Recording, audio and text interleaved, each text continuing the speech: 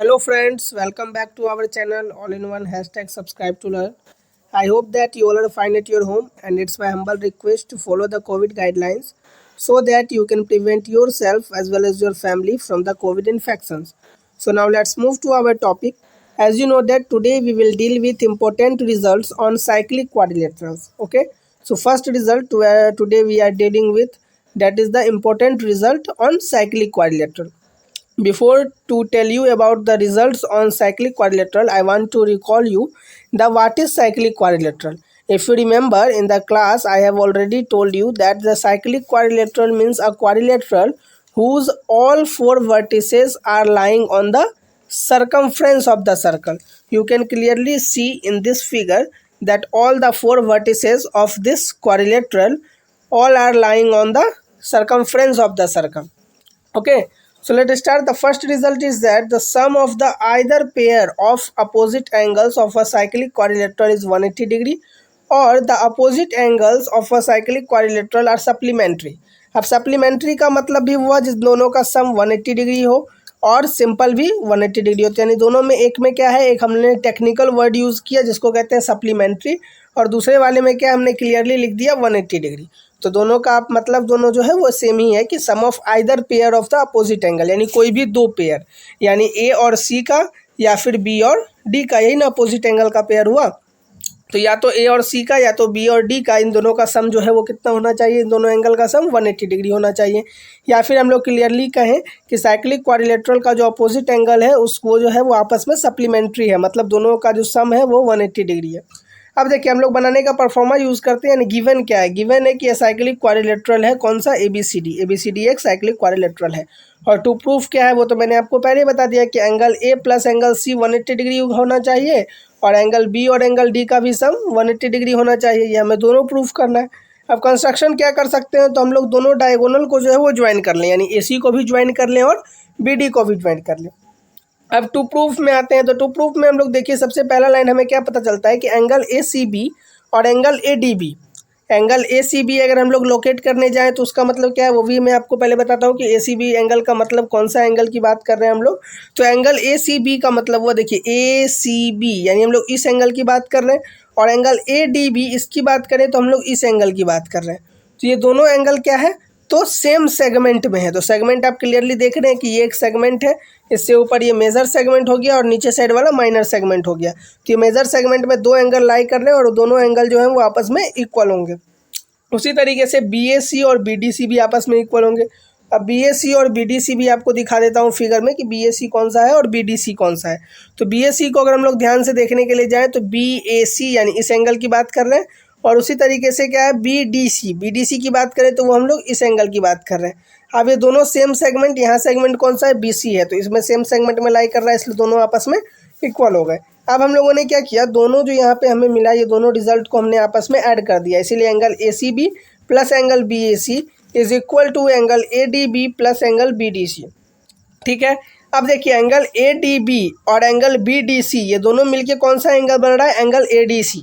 अब क्लियरली मैं आपको दिखा दूं, आप क्लियरली अगर देखना चाहें तो एंगल ADB का मतलब यहाँ पे क्या है, एंगल ADB, तो ADB यानी इस एंगल की बात कर रहे हैं, और एंगल BDC यानी इस एंगल की बात कर रहे हैं। तो ये पूरा एंगल कौन सा हो गया, तो ADC, इसलिए हमने क्लियरली उस दोनों एंगल के सम को क्या लिख दिया, एंगल ADC।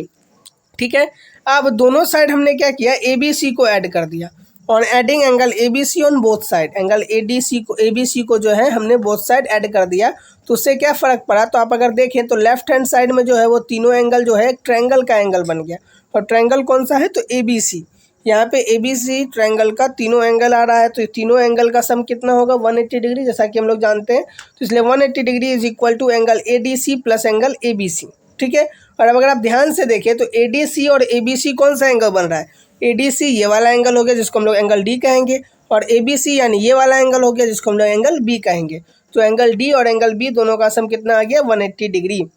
तो इस तरीके से हम लोगों ने एक अपोजिट एंगल का सम जो है वो 180 डिग्री प्रूफ कर दिया।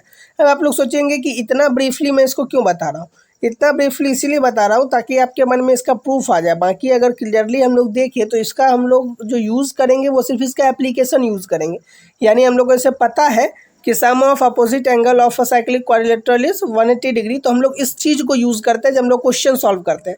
जिस तरीके से आप लोगों ने देखा अभी कितना सारा हम लोगों ने यूज़ किया है कि जो सेंटर पे एंगल बनेगा उसी अगर आर्क से कोई अगर एंगल बन रहा है उस सर्कल के किसी और पार्ट पे, तो सेंटर वाला एंगल जो है वो डबल होगा और वहाँ जो एंगल बनेगा वो उसका हाफ होगा।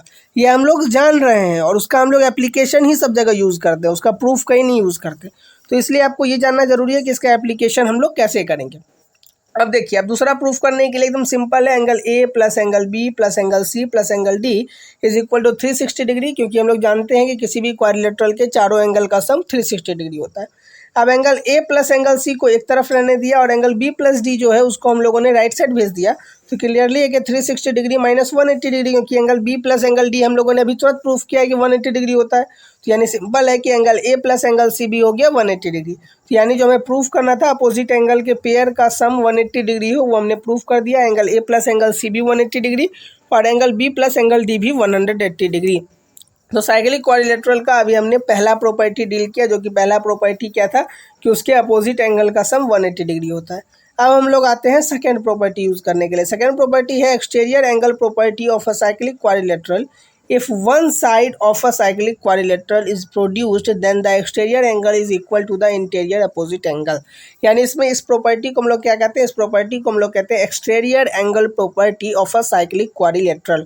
अब प्रॉपर्टी क्या कर रहा है, इसका स्टेटमेंट है if one side of a cyclic quadrilateral is produced then the exterior angle is equal to the interior opposite angle. यानी सिंपल क्या हो गया कि हमने यहाँ पे ए बी साइड को प्रोड्यूस कर दिया ई तक, तो सिंपल बात है कि यहाँ एक्सटीरियर एंगल कौन सा बन रहा है, एक्सटीरियर एंगल बन रहा है सी बी। तो ये किसके इक्वल हो जाएगा, जो इसका इंटीरियर अपोजिट एंगल होगा। तो इंटीरियर अपोजिट एंगल कौन सा बनेगा, ए डी सी। तो ये दोनों आपस में इक्वल हो जाएगा। वही चीज़ हमने टू प्रूफ में भी लिखा है कि angle C B E is equal to angle A D C. और गिवन क्या है, गिवन है कि A cyclic quadrilateral A B C D whose side A B is produce to E. क्या हुआ कि एक साइक्लिक क्वाड्रिलेटरल है ए बी सी डी जिसके साइड ए बी को हमने प्रोड्यूस किया ई तक।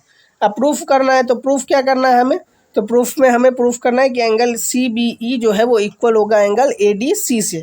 तो इसको प्रूफ करने के लिए हम लोग जो है वो अब इसको आगे बढ़ते हैं। तो प्रूफ में सबसे पहले हम लोगों ने क्या किया, तो angle A B C plus C B E is equal to 180 degree linear pair से होगा। ये हम लोग जानते हैं कि यहाँ पे क्या है, एक ही पॉइंट से यहाँ दो एंगल बन रहा है। तो एंगल एस बी सी यानी इस एंगल की बात कर रहे हैं और एंगल सी बी ई यानी इस एंगल की बात कर रहे हैं, दोनों का सम जो है वो 180 डिग्री होगा। तो अब हम लोग आगे बढ़ें तो दोनों का एंगल का सम कितना होगा, 180 डिग्री। और हम लोग जानते हैं कि angle A B C plus A D C दोनों मिल करके भी 180 डिग्री होगा, क्योंकि ये अपोजिट एंगल से किसका, साइक्लिक क्वाड्रिलेटरल का। और हम लोग जानते हैं अभी जस्ट हम लोगों ने पहले पढ़ा है कि साइक्लिक क्वाड्रिलेटरल के अपोजिट एंगल का जो सम होता है वो 180 डिग्री होता है। तो इसलिए हमें यहाँ पे दो चीज़ मिला कि angle A B C plus A D C ये भी 180 डिग्री होगा और angle A B C plus C B E ये भी 180 डिग्री होगा।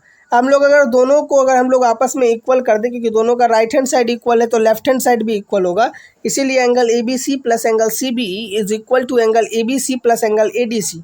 तो अब ए बी सी और ए बी सी को हमने कैंसिल कर दिया तो हमें क्लियरली मिल गया angle C B E is equal to angle A D C. तो यानी hence in a cyclic quadrilateral the exterior angle is equal to the interior opposite angle. जो हमें प्रूफ करना था उसको हम लोगों ने प्रूफ कर दिया यहाँ पे क्लियरली कि जो एक्सटीरियर एंगल है वो डायरेक्टली इक्वल होगा उसके इंटीरियर अपोजिट एंगल से। ठीक है फ्रेंड्स, तो मैं उम्मीद करता हूँ कि आज हम लोगों ने जो दो प्रॉपर्टी पढ़ा, जो दो इंपॉर्टेंट रिजल्ट पढ़ा साइक्लिक क्वाड्रिलेटरल पे, वो आपको समझ में आया हो। और हम लोग नेक्स्ट वीडियो में और भी जो कुछ इंपॉर्टेंट क्वेश्चंस हैं, कुछ इंपॉर्टेंट रिजल्ट तो नहीं है अब ज़्यादातर, क्योंकि साइक्लिक क्वाड्रिलेटरल में मेनली दो ही इंपॉर्टेंट रिजल्ट थे जो हमने आज पढ़ा है। इसके बाद जो इंपॉर्टेंट क्वेश्चंस हैं साइक्लिक क्वाड्रिलेटरल पे बेस्ड, उसको हम लोग डिस्कस करेंगे। और उम्मीद करता हूँ कि अभी तक हम लोगों ने सर्कल में, जो कि काफ़ी लॉन्ग चैप्टर है क्लास 9th के लिए, इसमें हम लोगों ने जितने क्वेश्चन को डिस्कस किया वो सारा आप लोग को समझ में आया हो। अगर किसी भी तरह का आपके मन में अगर कन्फ्यूज़न रह गया है उसके रिगार्डिंग, तो आप हमारे कमेंट बॉक्स में कमेंट करके हमें बता सकते हैं। ठीक है friends, so thank you so much. Now we will meet in the next video, and in the next video we will deal with some important questions based on cyclic quadrilateral. Okay, so thank you so much.